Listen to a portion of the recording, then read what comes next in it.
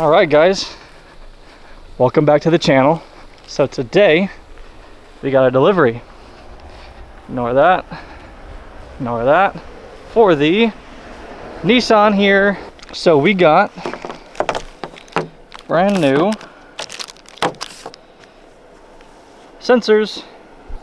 For the longest time for this car, at least since I got it back from having the engine replaced, we've been seeing a bunch of issues with the camshaft and crankshaft sensors. Now, these issues can be caused by a multitude of different things. Mainly your solenoids going out, faulty wiring, faulty sensors, bad oil, low oil, and God forbid, hopefully this isn't the issue, but bad wiring. Now, the wiring, at least for the engine harness for this car, it's not OEM, which could be a problem. I don't know yet, but I went ahead and bought these sensors just in case, because I want to try to replace the ones that are in it, just to see if that solves the problem at all. Now, if it doesn't, oh well, I didn't pay a whole lot for these sensors, which might be why they don't work. Who knows? I guess we'll find out. Because new sensors for this car, if you go with the more typical brand that most people do, they cost from anywhere from $120 to about $200 for a set of sensors. So right now, I don't want to have to pay that much money for sensors, but I might have to in the future. But we're going to go ahead and try to put these on and see if that solves the problem. Alright, so since it is a very hot day today, I don't really want to be working on this in the sun constantly. So what we're going to do is we're going to take this and move it to the shade.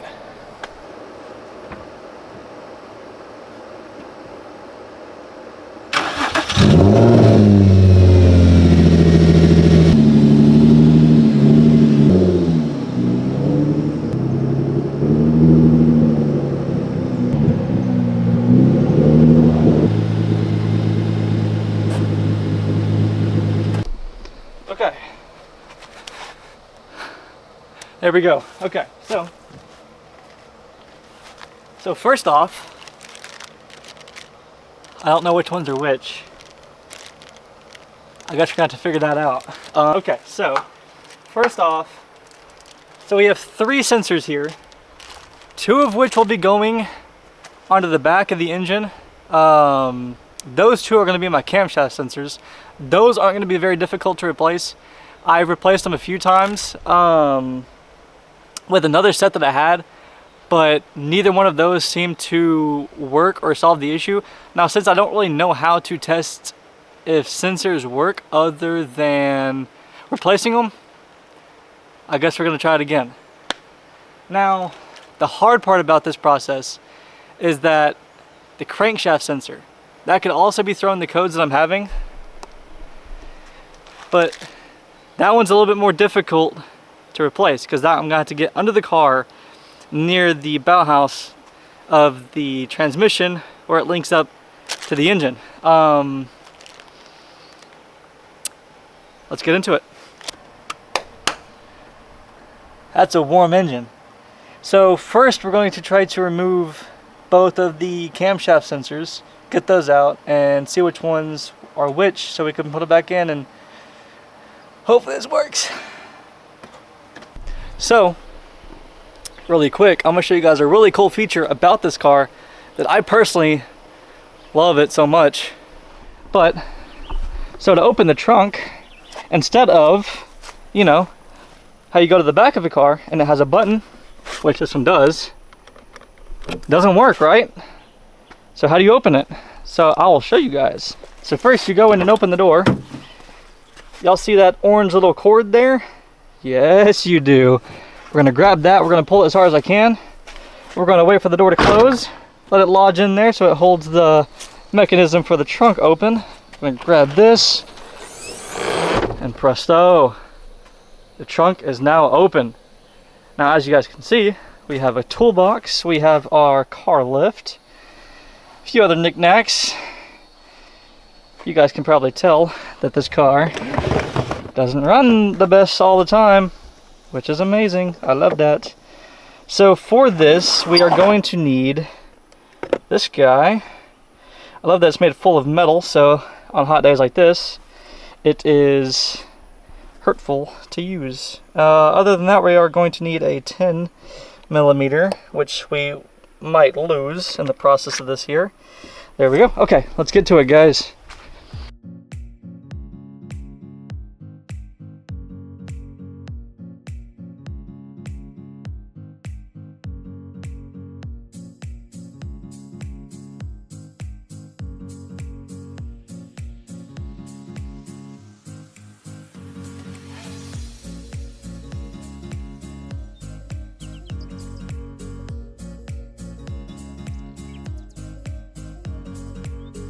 Sensor one. Sensor one removed. So at least now I know what sensor goes in that one. It'll be the flat face with the screw on the side.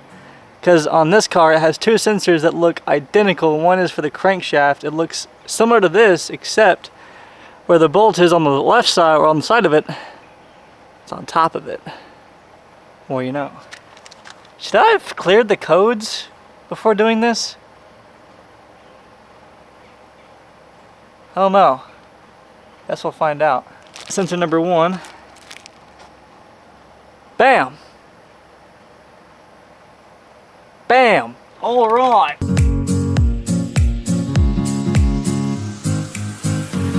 Is this a good angle? How about now?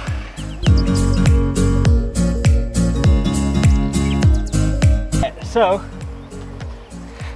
sensor number one is in. It's not getting any cooler out here, only hotter. But we continue. For sensor number two, that's a little bit trickier to get to. I might have to take the intake off to get to it. If it wasn't so hot, I'd be able to get to a little bit easier, but you know, we shit in the bed we sleep in, or something like that, I don't know. Back to the appealing scenery of me crawling into the engine bay.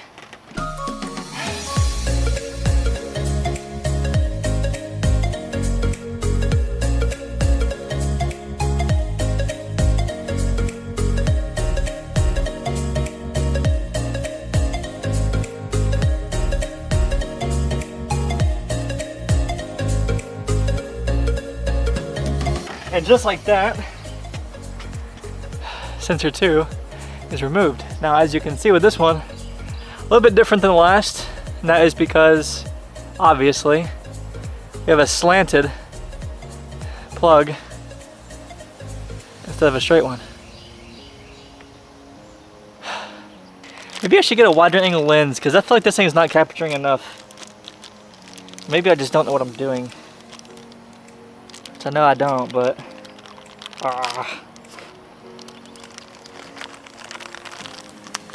I feel like wide angle lenses make this easier.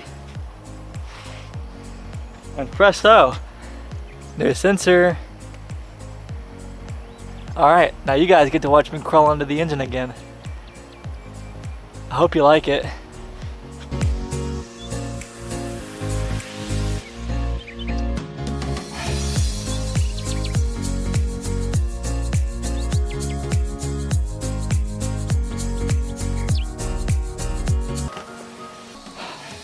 And just like that, 2 sensors replaced. I didn't plug this one back in. Why didn't you tell me, guys? Uh-oh. Not good. Not good. Uh-oh. I think we have a problem. So I forgot to plug in the other one, the first one. We might have a problem. Unplug it and trying to plug it in. It's not clicking. I don't know why.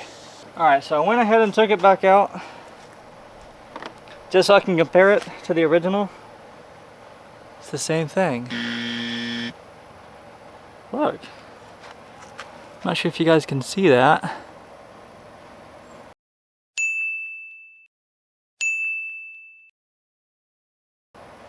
It's the same damn thing. Connections on top of the same. What's happening? Oh, okay.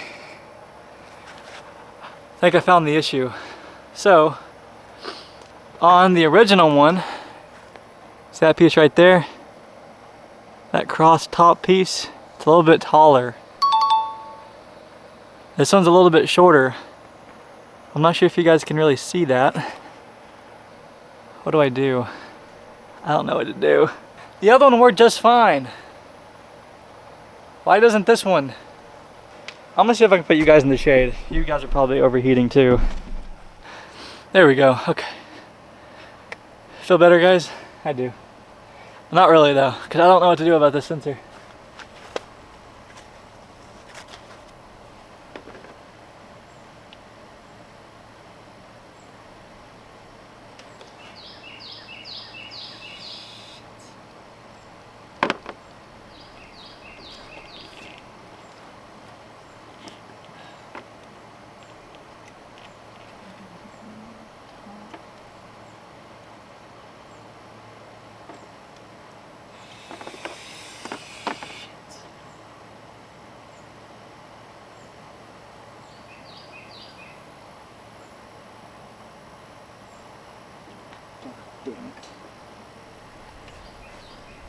I don't know what to do, guys. This isn't fun. It's interesting.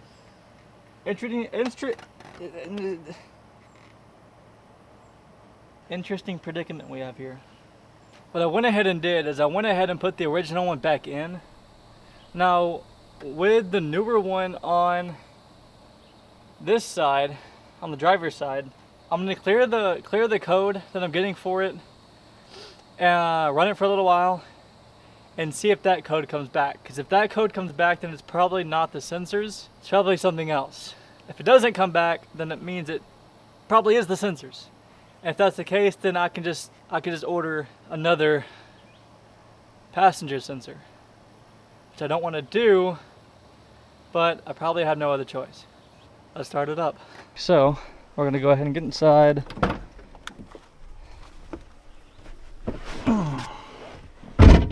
Yeah, so this is where I need to widen the lens because this is bad. On, good. Now, we'll just go ahead and turn the ignition for power. Alright, so traction control, don't need that. Oh, cylinder two, oh boy. You know what I have to say to that? Erase. So we're gonna start it up and see if it does misfire. If it does misfire, then the sensor that I just put in there is not the right sensor because it's brand new. I got it today. Now let's start it up. Clutch in. And then so far doesn't sound like a misfire. Let's get out and check. Ugh. You guys probably can't hear me at all with this damn engine going. But it doesn't sound like there's a misfire happening. At least not to my knowledge anyways. Should we try to drive it and see what happens? I think so. And for the time being, we'll just toss this stuff on top of my little toolbox here. Let's hop in here one more time. Let's see what the reader says now. Okay, so camshaft sensors still not working.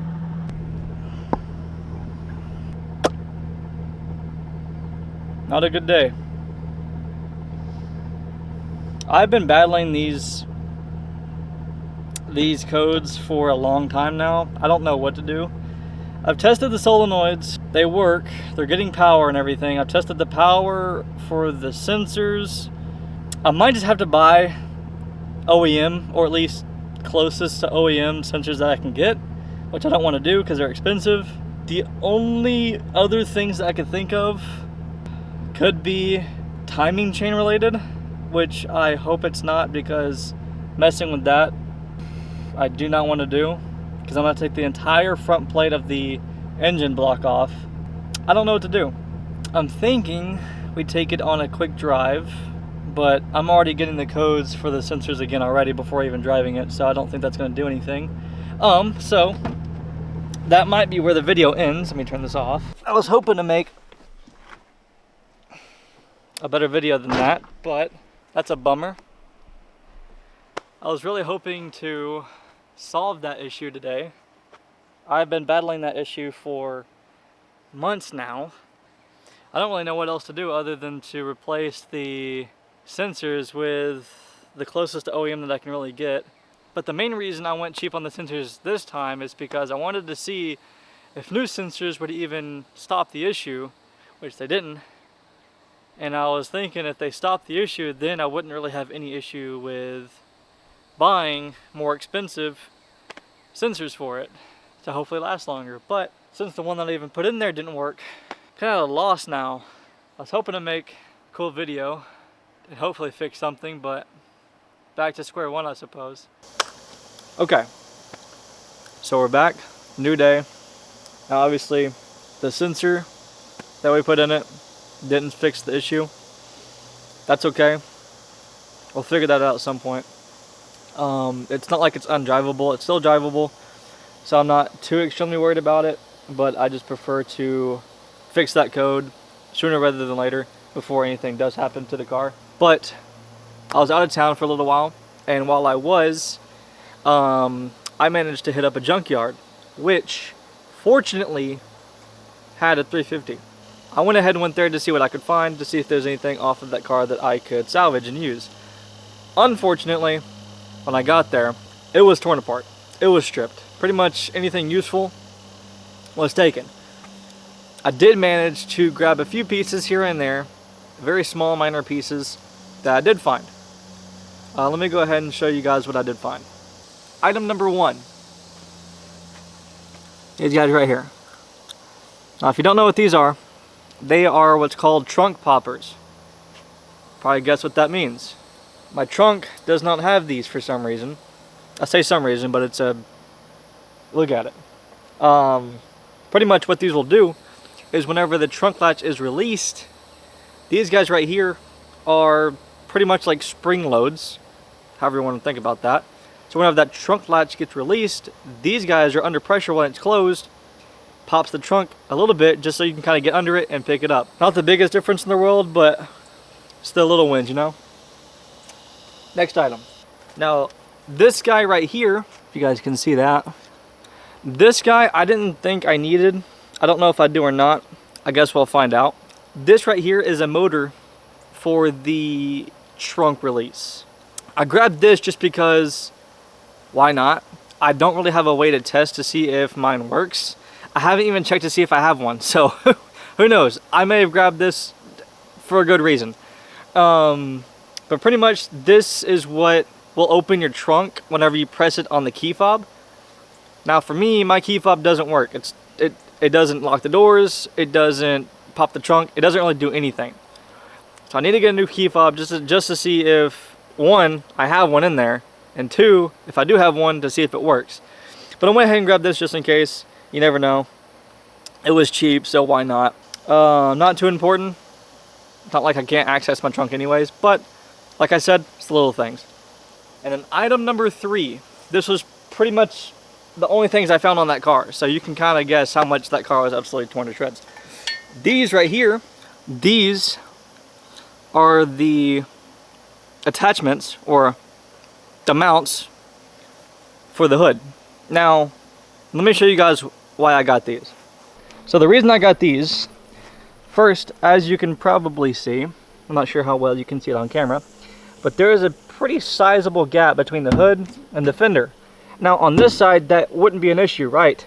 But when we move over to this side, as you can already see, not nearly as much of a gap. And where the issue arises with that is once you get up here, whenever you open the hood, it scrapes along the fender line, which isn't ideal.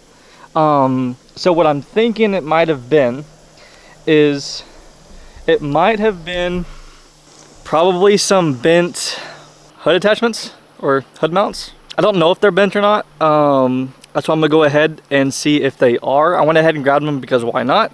Like I said, as a junk car that I went and scrapped or went and looked at anyways. Like I said, I didn't find much, and what I did find, I just took because it was cheap. I want to look at that as well to see if that's what solves that issue, because I don't want to have the hood scraping the fender when I open it, especially after I get the whole car sanded, primered, and painted, because then you're just going to be scraping the paint off immediately. Other than that, let me show you guys what else we have. Did I bring it out here? I didn't. Give me 1 second. Okay. So the item that I hold in my hand was possibly the last thing I would have expected to find, considering the condition that that car was in. Now this could have been the greatest find, or it could have been useless. Look at that. Now, this was the only one I found. I didn't find the other one.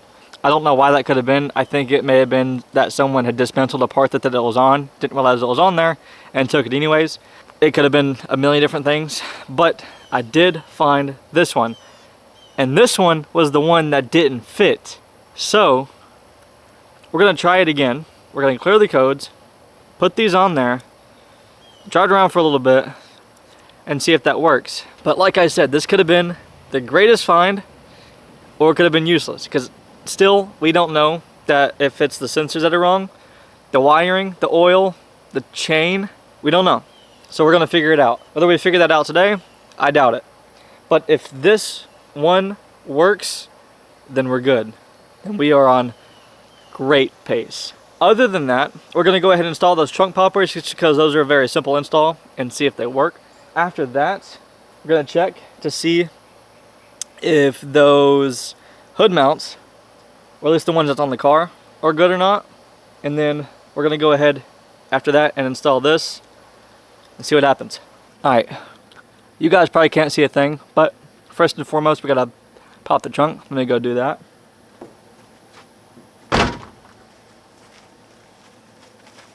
And like you guys saw there, remember when I pulled that string, the trunk doesn't move. So it's a little difficult to get under the line of the body to pick up the trunk, like so.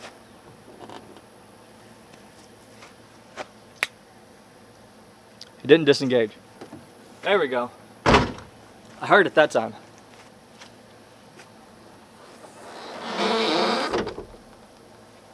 Bam, just like so.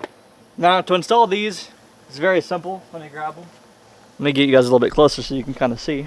So pretty much the way that you do these is this little hole right here, have a little cross member, just line that up, put it in, and then twist it. Bam. That's all it is.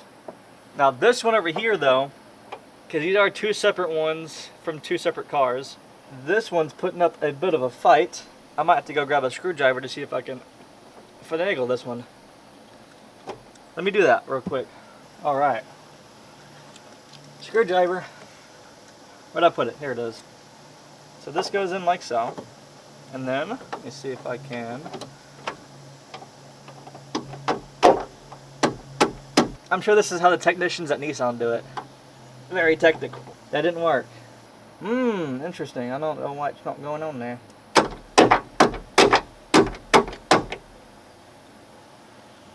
Perfect. Just takes a little brute force, you know? All right, so now that they're on there, we're gonna go ahead and close the trunk. We're gonna open it. I don't know if they're installed the right way. Well, at least I don't know if these little things are facing the right way. It's either this way or 180. I think they're backwards. What do you guys think? I think they're backwards. There we go. Let's do it. I forgot to remove the string. Okay, look at that. Solid line, you know. No issues, no break in it. But watch this.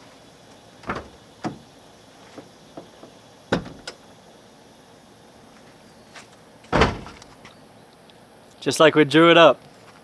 Perfect. And now,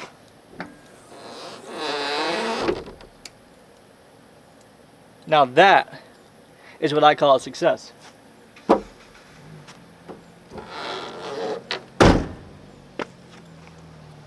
Let's move on to the next part. One thing I actually forgot to mention is we needed to look to see if the motor was in the trunk, so let's see.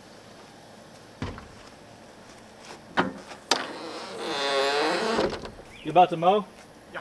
Need me to move it? No, you Alright. Alright, so he's gonna go mow the lawn. Let's continue this in a little bit when he's done. It's gonna get loud. Okay, we're back. So, when I went to go close my trunk a while ago, ran into a small issue. Let me show you. It pops, but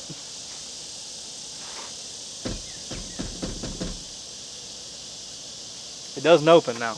Now I know why that is.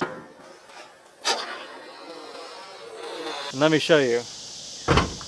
We're going back to that technique. So when I opened the trunk a while ago after I closed it, it seems that one of the poppers broke. It turns out I did have another one in the trunk here that I went to go use in place of the broken one. That one broke too. So now we're down to one. I'm gonna go ahead and just order another pair. It'll be like 30-40 bucks for some new ones. Let's go ahead and continue. One last thing I was forgetting about is checking to see if the actuator for the electronic trunk release was in here. So we're gonna go ahead and do that.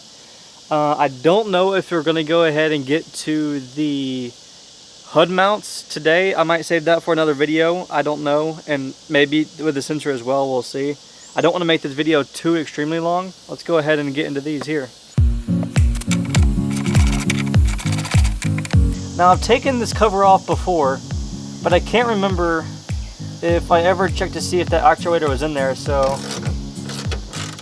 I could be doing this for nothing. And if there is one in here already, then I guess that means we just have a backup, so.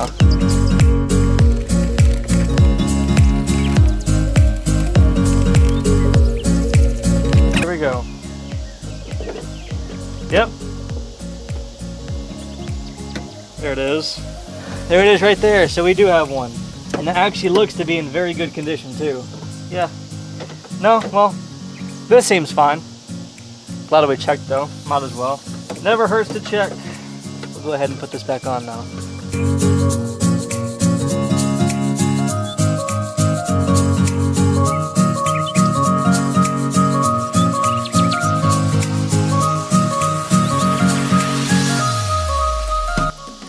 Okay, well, it seems that that works fine. Not really any issue there. I did, however, in between the cuts from whenever he started mowing, that I went ahead and ordered a new key fob for the car, because the one that I got when I bought it did not work at all. Well, it worked partly when I first got it, but now it works not at all. I don't know if that's a fault with wiring. I really hope it isn't. I'm really hoping that it's just the key fob itself, but I went ahead and ordered a new one anyways. What I do actually went ahead and go, Jesus Christ. What I do want to go ahead and do though, however, I want to go ahead and grab that new sensor that I showed you guys and go ahead and install it and see if that fixed any of the issues that we've been having. So let's do that.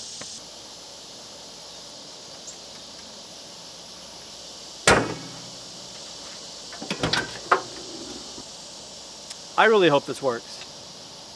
Alright, I'm going to go ahead and move you guys around to this side so you kind of have a better angle of what's about to go down. Once again, is out. I hate this process. But new sensor is about to go in. I really hope this works. Sensor's in. I think we're gonna go ahead and clear the codes and then drive it for a little bit and see if that code comes back. Let's get to it. Let's hop in, and 6 codes. Let's go ahead and erase those. Erase done. Cool, okay. Now, Guys, where should I put you? I don't know where you should go. I don't have a camera holder in the car. So I don't really have a good spot to put you guys while I drive. So what I'm gonna do is I'm gonna go ahead and put the camera away, take it for a small drive, and then when I get back, I will let you guys know if the code comes back or if it doesn't. I'll be right back. All right, and we're back. There is no check engine lights. Go ahead and set you guys right here since we're not really driving. There you go, guys. So I'm gonna go ahead and check the reader here if there's anything that pops up. Okay, so we still have both of the codes. You guys probably can't see that very well. Yeah, so they're both over advanced timing, bank 1 and 2, so it's both passenger and driver side. That is really unfortunate. I don't know what to really do about that other than checking the timing chain, which I really don't want to do because taking that cover off, I'm gonna have to drain the coolant. I wanted to get more gasket maker to put it back on, and it's something I really don't want to do, but if nothing else works, then I'm afraid that's what we're gonna have to do. We won't really have a choice, but progress, I suppose. Not really, but that's okay. Not everything is meant to take one try, you know? Sometimes you have to take a few stabs at it until it works, because it only needs to work once, right? But I guess that will probably be the end to this video. I was hoping to have a bit more of a resolution to the main problem, which is the camshafts, but you know, as life goes, sometimes you get lucky, sometimes you don't, and I guess this time I didn't. That'll be the end of this video, guys. If y'all want to see more content like this and just some more fun stuff, if you guys have any ideas, then just drop them in the comments. I will definitely be reading any comment that gets posted onto this video. Yeah, other than that, if you guys like the video, press like. If you guys want to follow along, definitely click subscribe. But other than that, I'll see you guys next video. Peace.